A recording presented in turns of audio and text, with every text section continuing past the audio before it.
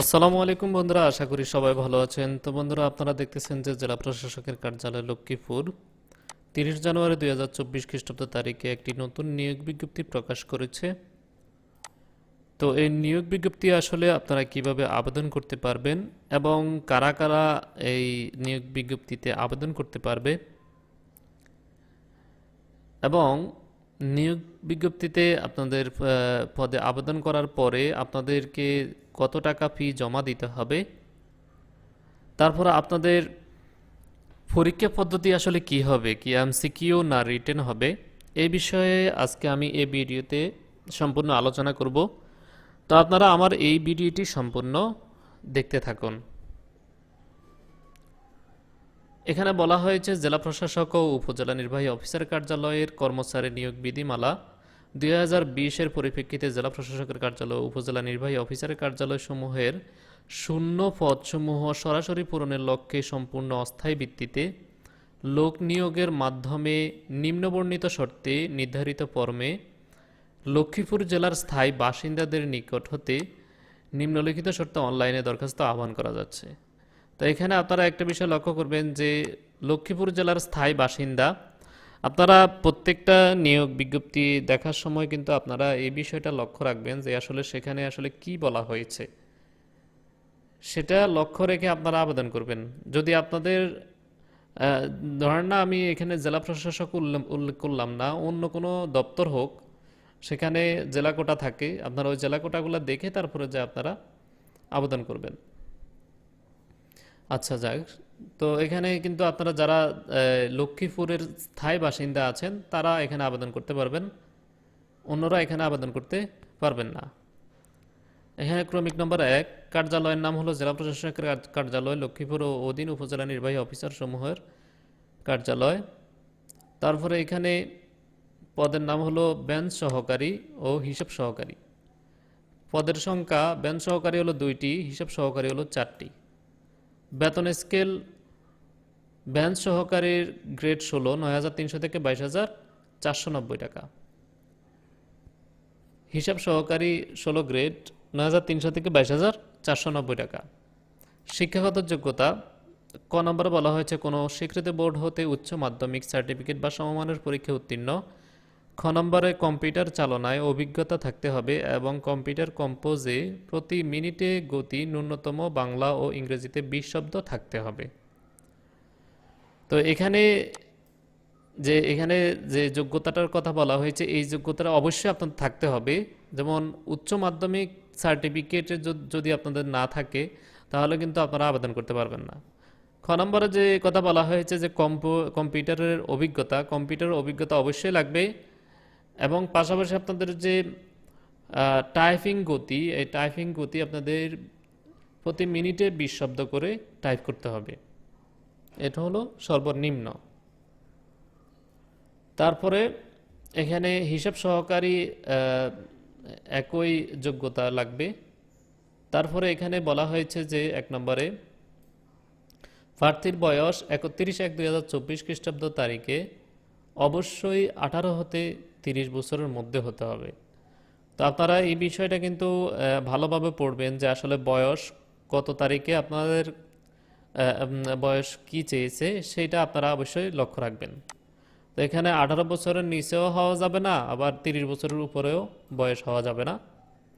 এই তারিখের মধ্যে আপনাদের বয়স কিন্তু 18 থেকে 30-এর মধ্যে হতে হবে। তারপরে এগুলা আমি পড়লাম না, আমি গুরুত্বপূর্ণ যে বিষয়গুলো রয়েছে আমি সেগুলো পড়ে আপনাদেরকে বুঝিয়ে দিচ্ছি। 6 নম্বরে বলা হয়েছে যে চাকরির জন্য আবেদন আগামী 7/2/2024 তারিখ সকাল 10টা হতে 6/3/2024 তারিখ বিকাল 5টা পর্যন্ত অনলাইনে দাখিল করা যাবে।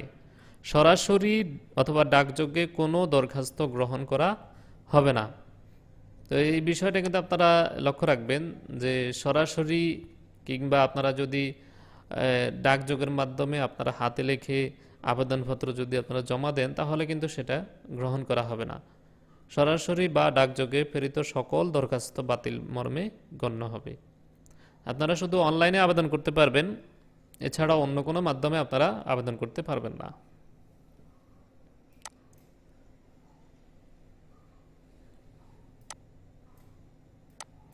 তারপরে এখানে বলা হয়েছে যে আপনাদেরকে এখানে অ্যাড্রেস দেওয়া হয়েছে, এই অ্যাড্রেসে এই আপনারা অনলাইনে গিয়ে এই অ্যাড্রেস চার্জ করে তারপরে আপনারা এই ইয়েতে ওয়েবসাইটে গিয়ে আপনারা আবেদন করতে হবে। আপনারা অন্য কোনো ওয়েবসাইটের মাধ্যমে আবেদন করতে পারবেন না। এখানে বলা হয়েছে যে আপনাদের আবেদন ফি বাবদ আপনাদেরকে 200 টাকা জমা দিতে হবে, এটা হলো আবেদন ফি। টেলিটকের যে আপনারা টেলিটক সিমের মাধ্যমে টাকা জমা দিবেন, টেলিটক সার্ভিস চার্জ হলো 23 টাকা, মোট অফেরতযোগ্য হলো 223 টাকা, আপনাদেরকে 72 ঘন্টার মধ্যে জমা দিতে হবে। এখানে আপনাদেরকে প্রথম ধাপ এবং দ্বিতীয় ধাপে এক্সাম্পল দিয়ে দিয়েছে, তো আপনারা এক্সাম্পলগুলো একটু দেখবেন যে আসলে কিভাবে দিয়েছে। তো আপনারা টেলিটকের মাধ্যমে প্রথমে আপনারা টাকাটা রিচার্জ করবেন, রিচার্জ করার পরে মেসেজ অপশনে গিয়ে আপনাদের এই যে এখানে লিখবেন DC Lakshmipur space user ID, আপনাদের আবেদন ফর্মে একটি ইউজার আইডি থাকবে, ইউজার আইডিটা দিবেন। যেভাবে দেওয়া আছে ইউজার আইডি ঠিক ওইভাবে আপনারা ক্যাপিটাল লেটারে দিবেন, দেওয়ার পরে আপনারা সেন্ড করবেন 16342-তে আপনারা এটা পাঠিয়ে দিবেন। এসএমএস পাঠানোর পরে আপনাদেরকে একটি এসএমএস পাঠানো হবে, সেখানে আপনাদের একটি পিন নাম্বার থাকবে। তা আপনারা দ্বিতীয় এসএমএসে আবার কি করবেন, ডিসি লক্ষ্মীপুর লিখে স্পেস দিবেন, তারপরে ইএস দিবেন, ইএস দেওয়ার পরে পিন নাম্বারটি বসিয়ে দিবেন, বসিয়ে দিয়ে আপনারা 16342-তে আবার এসএমএস পাঠিয়ে দিবেন। পাঠানোর পরে আপনাদের পেমেন্টটা কেটে নিয়ে যাবে এবং আপনাদেরকে ইউজার আইডি এবং পাসওয়ার্ডটা দিয়ে দিবে। তারপরে আমি এখন আপনাদেরকে একটি গুরুত্বপূর্ণ বিষয় নিয়ে আলোচনা করব, সেটা হলো লিখিত পদ্ধতি। যে লিখিত পদ্ধতি আসলে কি এমসিকিউ হবে না রিটেন হবে, তো সে বিষয়ে আমি আলোচনা করব। তো এই বিষয়টা কিন্তু অনেক গুরুত্বপূর্ণ, আপনারা আমার এই ভিডিওটি না টেনে সম্পূর্ণ দেখুন। তো আপনারা এখানে দেখতেছেন যে জেলা প্রশাসকের কার্যালয়ে সবসময় লিখিত পরীক্ষা হয়, এমসিকিউ হয় না, তাই সবাই লিখিত পরীক্ষার প্রস্তুতি নেবেন। আপনারা অনেকে কি করেন যে জেলা প্রশাসকের কার্যালয়ে পরীক্ষা দিবেন প্রথমবার, এখন কি এমসিকিউ হবে না রিটেন হবে এ নিয়ে একটা সন্দেহ থাকে। তো আমি আশা করি আমার এই ভিডিওটা যদি আপনি দেখেন তাহলে আর কখনোই সন্দেহ থাকবে না যে আসলে কি দিতে হবে। আমি বিস্তারিত সব কিছু বলে দেব আপনাদেরকে কি কি পড়তে হবে। তো আপনারা সবসময় যদি জেলা প্রশাসকের কার্যালয়ে পরীক্ষা দেন তাহলে কিন্তু আপনারা লিখিত পরীক্ষার জন্য প্রস্তুতি নেবেন, কারণ কোনো জেলা প্রশাসকের কার্যালয়ে এমসিকিউ পরীক্ষা হয় না, হবে না।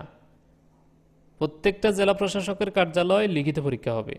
তাই আমার ভিডিওটি যারা দেখতেছেন তারা কিন্তু মনোযোগ দিয়ে আমার ভিডিওটি দেখুন। তারপরে আমি আপনাদেরকে পরীক্ষার সিলেবাসটা দিয়ে দিচ্ছি, কিভাবে পরীক্ষাগুলো হবে। বাংলায় আপনারা এক কথায় প্রকাশ পড়বেন, যত এক কথায় প্রকাশ আছে ভালো ভালো যে আপনার পরীক্ষার প্রিপারেশন যে বইগুলো আছে, জব সলিউশন, ওই বইগুলো আপনারা পড়তে পারেন।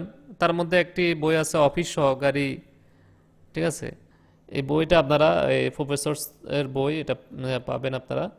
তো এই বইটা পড়বেন A to Z, এখানে লিখিত অনেক প্রশ্ন দেওয়া আছে, তো এই প্রশ্নগুলো আপনারা ভালোভাবে সলভ করবেন। তো এই বইয়ের ভিতরে যে এক কথায় প্রকাশ আছে আপনারা ওই এক কথায় প্রকাশগুলো ভালোভাবে আপনারা আয়ত্তে নিয়ে আসবেন। তারপরে বাগধারা, যত বাগধারা আছে সবগুলো আপনারা মুখস্থ করবেন। সন্ধি বিচ্ছেদ, আপনারা এই সন্ধি বিচ্ছেদগুলো পড়বেন। বানান শুদ্ধিকরণ, যত বানান শুদ্ধিকরণ আছে সব পড়বেন। সমাস কারক, এগুলা ভালোভাবে বুঝে পড়বেন। তারপরে অনুচ্ছেদ, তারা অনুচ্ছেদগুলা যেগুলা বারবার এই পরীক্ষায় এসেছে এই অনুচ্ছেদগুলো আপনারা সিলেক্ট করে আপনারা ওই অনুচ্ছেদগুলা বারবার পড়বেন। তারপরে আমরা ইংরেজিতে চলে যাই। ইংরেজিতে আপনারা এখানে দেখতেছেন যে preposition, idiom, phrase, translation, voice change, narration, right form of verbs, paragraph, transformation of sentence। আপনারা যদি এই কয়েকটা পয়েন্ট আমি যেগুলো বলেছি এগুলো যদি আপনারা শেষ করতে পারেন তাহলে ইংরেজিতে আপনাদের আর কোনো পড়া লাগবে না। আপনারা যে কোনো পরীক্ষা দেন না কেন, রিটেন পরীক্ষা দেন না কেন, এগুলোর উপরে যদি আপনাদের ধারণা থাকে তাহলে কিন্তু আপনারা ভালো পরীক্ষা দিতে পারবেন এবং আপনারা পরীক্ষায় ইনশাল্লাহ উত্তীর্ণ হবেন। তারপরে আমি চলে যাচ্ছি গণিতে। গণিতে আপনারা এই বিষয়গুলো কিন্তু ভালোভাবে লক্ষ্য রাখবেন যে অনেকে অনেক কিছু দিবে, অনেক সিলেবাস দিবে যে এটা পড়ো ওইটা পড়ো, আরে ভাই মাথা নষ্ট করে ফেলবে। আপনারা এখানে এই যে চারটা বিষয় আমি দিতেছি, এই চারটা বিষয়ের উপরে কিন্তু আপনারা পড়বেন, এর অতিরিক্ত পড়তে চান না, এর অতিরিক্ত পড়লে কিন্তু আপনার মাথা নষ্ট হয়ে যাবে। এখানে দেখেন পাটিগণিত, বীজগণিত, উৎপাদকে বিশ্লেষণ, জ্যামিতিক অঙ্ক। পাটিগণিত আপনার দেখবেন যে 90% পরীক্ষায় পাটিগণিত আসবেই, 95% ধরেন, 95% পরীক্ষায় আপনার যে কোনো দপ্তর বলেন না কেন পরীক্ষায় পাটিগণিত আসবে। তারপরে যায় বীজগণিত, হয়তো কিছু কিছু ইয়েতে আসে, কিছু কিছু পরীক্ষা আসে না, তবে বেশিরভাগই আসে। পাটিগণিত, বীজগণিত আর হলো উৎপাদকে বিশ্লেষণ, এই তিনটা বিষয়ের উপরে আপনারা 99% আপনারা ধরে নিতে পারেন। আর এই তিনটা বিষয় আপনারা কিন্তু ভালোভাবে আয়ত্তে নিয়ে আসবেন। তারপরে জ্যামিতিক অঙ্ক যেগুলো আছে এগুলো আপনারা একটু ভালোভাবে পড়বেন। এগুলো জ্যামিতিক সব ইয়েতে আসে না, তারপরে কিছু কিছু হাতে গোনা কয়েকটা যারা আসলে একটু কঠিন পরীক্ষা নেয় তাদের ক্ষেত্রে হিসাব হচ্ছে আলাদা, তারা একটু জ্যামিতি দিয়ে একটু আটকাতে চায়। তো আপনারা এই বিষয়গুলো কিন্তু লক্ষ্য রাখবেন, পাটিগণিত, বীজগণিত, উৎপাদক বিশ্লেষণ, জ্যামিতিক অঙ্ক, এই চারটা বিষয় আপনারা ধারণা রাখবেন, এই চারটা বিষয় আপনারা জ্ঞান রাখবেন। তারপরে সাধারণ জ্ঞান। সাধারণ জ্ঞানে আপনারা, আমি এখানে চারটি বিষয় দিয়েছি, তারপর আপনারা যদি বেশি পড়তে চান তাহলে পড়বেন। এক নম্বরে দিয়েছি হলো বঙ্গবন্ধুর জীবনী। বঙ্গবন্ধুর জীবনী পড়লে আপনার সব শেষ হয়ে যাবে। মুক্তিযুদ্ধ এখানে আছে। তারপরে যে মুক্তিযুদ্ধের বিষয়ে একটু ধারণা নেবেন।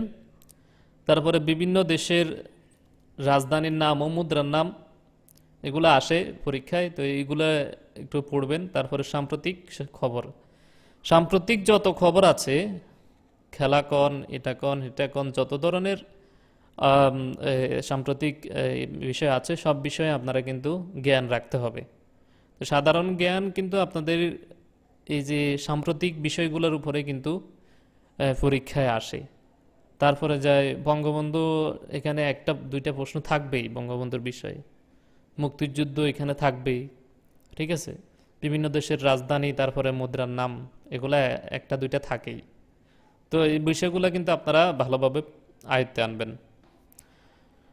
তো বন্ধুরা, আমার এই ভিডিওটি যদি আপনাদের কাছে ভালো লেগে থাকে, আমার এই ভিডিওর কারণে যদি আপনারা সামান্যতম উপকার পেয়ে থাকেন, তাহলে আমার চ্যানেলটি সাবস্ক্রাইব করুন এবং পাশে থাকা বেল আইকনটি বাজিয়ে রাখুন।